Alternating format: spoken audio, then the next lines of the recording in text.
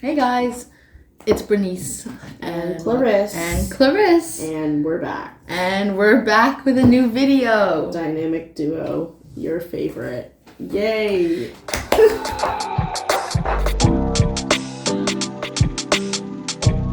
This is the first mukbang on my channel.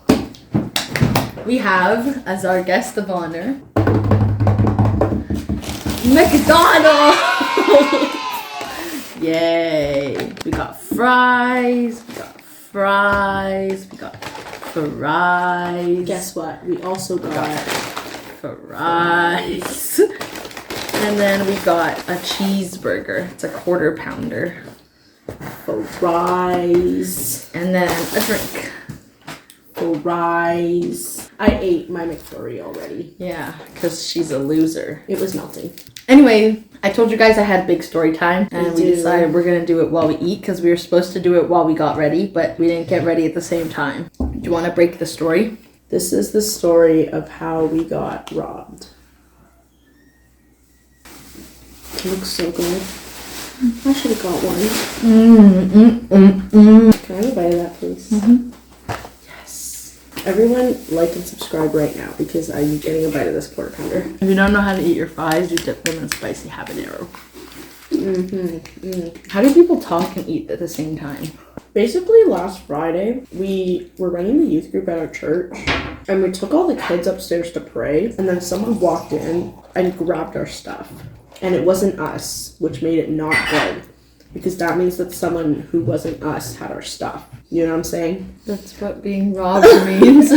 The person took 3 purses, and in the 3 purses, there were 3 phones, an iPad, and 2 wallets. Okay, so let's rewind a little bit. Hey guys!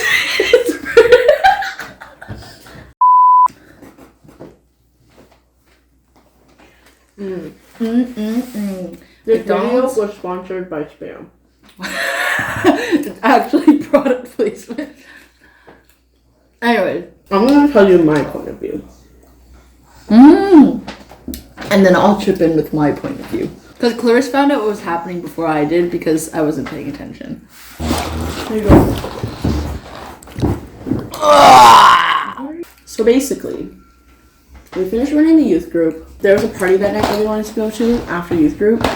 And so I was like, let's clean everything up quickly and get out of here. I go outside and I'm talking to one of the parents. Before this, I was looking for my phone. Oh yeah. Okay. Start over. Cut! So basically, we run the youth group and we usually do like a game to start and then we go do some sort of like prayer or like spiritual thing. So we ran a game that night. We played telephone charades. It was so fun. It was so fun. We made the kids like run to like the next person, do the charades, and then the next person would run all the way to the other person, and then they were running all around the church playing charades. It was a lot of fun. And then we played actual charades, and I left my phone on a table. And then we went upstairs to do prayer. I was upstairs, and I was looking for my phone, and I couldn't find it. And I was like, oh, I probably just left it downstairs. Whatever. I'll just get it after. But then I also didn't have my water bottle. I never understood this part. Did Pius just bring your water bottle with him to the bathroom? I don't know. Pius was in the washroom downstairs. So we had sent one of our leaders to look for Pius because we didn't know where he was because we didn't know he was in the washroom. And then I realized I didn't have my water bottle. So I sent my sister, Adelis, and one of her friends downstairs to get my water bottle and tell the other leader to come upstairs if Pius was in the washroom. And then we had prayer time upstairs in the youth group. Everyone came back upstairs and we had prayer time. And Pius brought my water bottle upstairs. Very nice, very fun. Then, when we went back downstairs, I was looking for my phone so I could take pictures for Instagram. And I couldn't find my phone. And I was like, oh, I must have left it upstairs. Like, I must have put it in, like, the guitar bag and brought it upstairs and then not been able to find it and then came back downstairs and it was actually still upstairs. And so I took Clarissa's phone and we were taking pictures and then we had small groups. And then youth group finished, kids are being picked up, and then I'm trying to clean up because we're trying to go to this party. And then I'm talking to a parent outside, holding a bunch of cups and stuff, and then I'm like, okay, bye, like, have a good day. have a good night, whatever. They leave. This girl comes up to me, one of our youth group kids. Let's call her Laura Jones, because her parents are Dr. Jones and Mrs. Jones. So Laura comes up to me and she's like, have you seen my purse? I don't know where my purse is. And I'm like, oh, no, I haven't seen your purse. Did you leave it upstairs? Or like maybe it's somewhere in the church because you're all running around. She's like, no. And then I'm like, okay, well, let me help you look for it. Put down all my cups, go into the main area. Her dad's there on his phone. He suddenly looks at her and goes, Laura, let's go. And they left. And I was like, oh, I guess she doesn't want her purse. I was like, I guess they're in a really big rush and they don't really want their purse, or they'll like come back for it. I don't know what was happening, but they left. And I was like, what the heck? And then I'm like looking around and I'm like, oh my gosh, where's my purse? And I had a big tote bag. My purse was inside it, along with my Bible, my prayer journal, and my iPad. It was all in that giant tote bag, and it's like cream against these like black chairs. Very easy to spot. And I was like, where is my tote bag? I'm looking around, and I thought one of the kids were playing a prank on us, because we lead a bunch of high schoolers in the youth group. So I thought that one of the teenage boys was just playing a prank on us, and I was like, guys, where's my tote bag? I was like, what the heck? And then Bernice was like, where's my purse? No, literally, I watched Dr. Jones, like, run out with his daughter, and I was like, oh, like, where are they going? And then Clarissa was like, my purse is missing, and Laura's purse is missing. And I was like, that's so weird. I was like, wait, I need to see if my phone is, like, actually upstairs, because if it's not, then it's probably missing, too. And then as I'm halfway up the stairs, I look down, and I see the chair where my purse was, and it's empty. I was like, wait, where's my purse? And so we all start freaking out. I literally was, like, in disbelief. And then... And she checks her phone. I remember that I have Bernice's location, so I was like, oh, let me just check. At this point, I didn't even suspect it had been stolen. I thought it would be funny if I just checked my phone to, like, see where it was in the church. And then I looked, and it said 23 minutes ago, it was spotted literally, like, a block away from the church. And I was like... And then my first reaction was like, oh my gosh, we need to call the police. We need to get in touch with Dr. Jones because he needs to come back here, or we need to tell him everything that's missing, because right now he's looking for just like one person's stuff when really a bunch of people's stuff has been taken. My first reaction was, we need to do the dishes. Really? I literally said, I was standing there, I was like, what do we do? And I was like, okay, we need to call the police. And then we should also start the dishwasher. Because if we start the dishwasher now, by the time we come back with the rest of our stuff, the dishwasher will be done. And then we can clean up and go home. Like, it'll be good timing. That was my first thought. Yeah, we could start the dishwasher so that by the time we catch the thief, then it'll be ready and we can just dry it and then go home. Because I was like, we still have to close up the church. Just because we're chasing a thief doesn't mean we don't have to clean up and close up the church. Well, I was like, we'll catch the thief and then come back and do the dishes. But I was like, if we turn on the dishwasher now, when we catch the thief and come back. Efficiency. Yeah. Anyways, I called Dad and I was like, hey, we're at youth group. I think our stuff just got stolen. Bernice's phone was last spotted at this location, and I'm going to call the police now. He was so chill, which was good, but also I was like, how are you not freaking out? I'm freaking out. I was so anxious. Like, my mind was, like, running, like, 1,000,000 miles a minute, but I was also just like, hey, like, we can do stuff. Like, stuff can be done, so there's no need to, like, actually panic yet. But, like, also, like, what are you supposed to do? Yeah, so then that's why I called Dad. And then Dad told me to call the police, too. He was like, do you want me to come? And I was like, what a silly question. Yes, Father. I would like you to come. Yes, please. Please come. I hung up with my dad, called 911. Thankfully, the person who picked up my call was very nice. I now know that for crimes like this, for like theft and stuff, you're not actually supposed to call 911. I'm on the phone with this guy, and then he's like, okay, like, make a report. We'll tell the police to meet you at the location where the phone was last seen. And I was like, okay. And then there was a group of leaders. Yeah. And, like, some of their siblings, they offered to stay at the church to do the dishes. That I was freaking out about. And so Claire was like, oh my gosh, that would be so great. I was also so lucky. My keys were on my person, and my phone was in my pocket. So that was all we had. I just realized this mukbang is, like, really sad. You know, usually when people do mukbangs, they have, like, tons of food, and we shared one burger and, like, 2 fries. Hey, we're balling on a budget. The burger and the drink and the large fries were free, because I had points. And then this medium fry was also free because the Raptors, the basketball, like Toronto Raptors, scored enough 3-pointers for us to get free fries. And so the only thing we paid for was this large fry and your McFlurry. Oh no, and 2 apple pies. But Mom and Dad's apple pies. Anyways, sidebar over. We get to the place where Bernice's phone was last spotted, and it hasn't updated. So at this point, it's like an hour past. We were tracking by Google Maps, so it wasn't like a consistent update of location.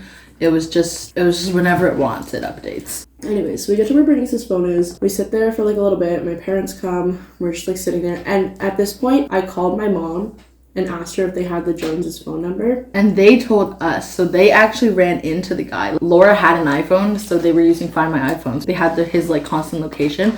So they tracked him down and they found the guy, and it was just this like old guy. And then they got back Laura's stuff. Mrs. Jones saw Clarissa's bag on his shoulder. So she like yelled after her husband to like take the bag off his shoulder. Dr. Jones like runs after him, takes the bag, and then the thief runs into this empty field that's like pitch black. He runs through the field and then he jumps a fence and he's gone. At this point, we're sitting in this spot where we think my phone is. The Joneses are calling us and they're trying to like list all the stuff that they have so we can figure out what the guy still has. Nice. At this point right now, we have back Adelice's phone, what we think is Clarissa's bag with all of her belongings, so with her purse inside of it, Laura's phone and Laura's bag, and what we still think is missing is my purse, my phone, and that's it.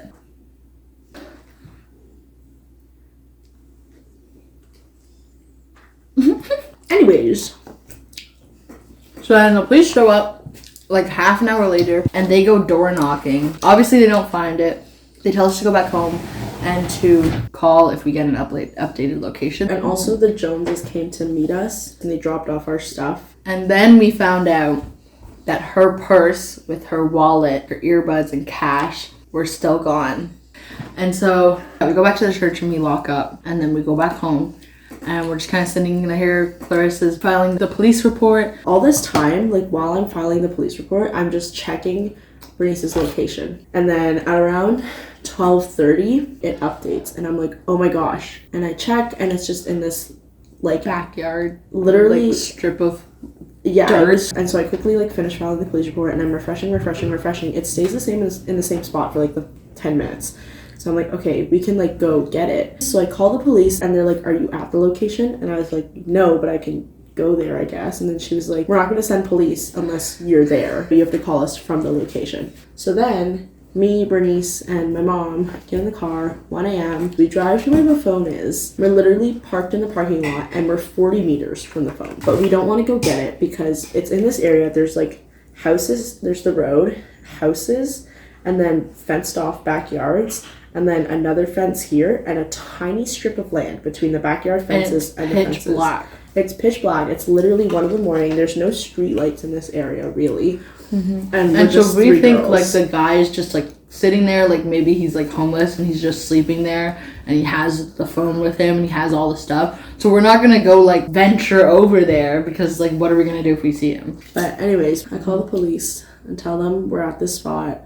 Literally 45 minutes later, the police come and they're like, we can just door knock. And we have a video of the guy, so they look at the video and then they go knock on the doors and they're like, none of the people who answered the doors look like this person, so they are assuming he doesn't live there. Oh my gosh. Also, before they go do their door knocks, there's 2 police officers, 1 female and 1 male. And so we asked them, can you come check the field with us? And the lady said no at first, and I was like, what? She was like, it's like private property. And I was like, oh no, like it's like a separate from their backyards. Like it's not their backyards, it's just a field. And so she goes, okay, yeah, then you guys can go check the field. And I was like, we're not gonna check the field by ourselves. And she was like, we'll go do door knocks and you guys can go check the field. No. I literally, and it's me, her, and my mom. I don't know what about us makes us look like we want to go venture into a dark field in the middle of the night. That could possibly have a thief in it. Yeah, someone who just stole all their stuff. I literally was like, what in the world? So anyways, we go sit back in the car and they do their door knocks. And then they end up walking a circle around the houses. to that strip of land. Yeah, and we saw like a bunch of flashlights and stuff, and we were like, oh my gosh. We thought it was the guy, and we were like, oh my gosh, he's moving, whatever. Mm-hmm. And the mom gets out of the car to look at the flashlights, and I was like, Mom, get back in the car. Like, what if it's the guy? Anyways, and then turns out it's just the police. They did a circle, and they found Bernice's phone in the dirt on the floor. There was no guy. There was no guy. And then at this point, it's 2 a.m. We're leaving the parking lot. We pass by the police officers, and they're like standing in front of one of the cars. I thought they were like looking at the front of the car or like their wheel or tire or something. I was like, oh my gosh, did someone like hit their car or like did their tire pop? Like, what's going on? We stop in front of them. We roll down the window. We're like, are you guys okay? Like, what's going on? And then they're laughing at her like we just stepped in dog poop. We're like, yeah. Oh! And then we drove home, and it was past 2 a.m. at this point. It's like 3 by the time we get home, I think. And then with Bernice's phone comes hordes of information. Oh my gosh, because my phone, there's this thing on Google Maps called Timeline. So it had a whole timeline of this guy's journey. And it says he took the stuff at 8:27 p.m. which is really weird because our brother was in the washroom, and it was like around the time that we had sent the leader down to get my brother, and we had sent the girls down to get my water bottle, and my water bottle was in my purse. So the timing like didn't line up. So like if they had run into the thief, like I don't know what they would have done, because they would have recognized like our bags on his shoulders, or like recognized that he wasn't supposed to be there. So it would have been like, I don't know, it was good that they didn't run into him, because that would have been really bad. Like, I don't know what they would have done. Yeah. We also got the timeline all wrong. Yeah, we thought he'd come in at 9. And then he ended up taking the stuff, and then he took a bus for like 45 minutes. He takes the bus down the road, and then he gets off, and then he walks. And then he's walking. He walks through the neighborhood where we found the location on my phone, so where we met the police. He's walking. Then we find the location where he ran into the Joneses, and they chased after him. And then he runs through the field, and he jumps the fence, and he drops my phone. When he jumps the fence, he drops my phone at like 10 p.m. So my phone was sitting there for like 4 hours, and we could have gone to get it. Moral of the story, share your location with someone. Yeah. When we shared our location, it was like funny, and we were like, oh, it's just like fun. Like we stalk our sister because she lives across the country. And we're like, oh, like this is what she's doing. But I never in a million years thought that that's how we would end up using the locations. And now at the end of everything, 2 wallets are still missing. There's no way we're ever going to get them back. Yeah, there's no way. There's no way we're going to find my wallet. Mm-hmm. Anyways, so that's the story of how we got robbed. Let me know if you like these mukbang videos. I love watching mukbangs. My favorite thing to watch on YouTube is like drive-through challenge, where they eat food. Food challenges are just my favorite. I don't know, there's something about them. I just love them. So let me know if you want more mukbangs on this channel. Yeah, well, we're not very rich, so we can't really do that many mukbangs, but we can like eat food we find at home. You know, like we don't have to like buy fast food. I also just love watching people eat McDonald's. Is that just me? I love watching people eat McDonald's. There's something about it. Also, check out my sister. She will be linked below in the description. She has a channel too, though her editing speed is like that of a snail. Like she edits like 1 video every 2 months. So if you want to see more of her, just stick to my channel, because you'll probably see her more on my channel than her own. I just get bored. It's difficult. Try being an influencer for a day. Oh my gosh, you would not believe how hard it is to be an influencer. Survive. Like, oh my gosh, firemen, they have nothing on us influencers. It's 5:35 and I just got off work. Wait, tell me if you know that reference. I don't.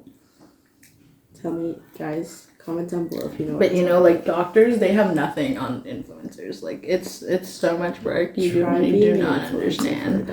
Oh my gosh. Yeah. I wanted to vlog the experience, like chasing the guy with like the cops and everything. Like it would have been like such a fun vlog, but I didn't have a phone. So, but yeah, I know I said in my last vlog that there would be a big haul this video, But this story time took like way longer than I thought it would. But like we just condensed like 5 hours into like 45 minutes. Anyways, that's it for this video. Wild. Thanks for listening to our story. Yeah, big haul. I'm so excited. Subscribe, hit that like button, turn on post notifications if you ever want to see me again, and I'll see you in my next video. Bye. Wow.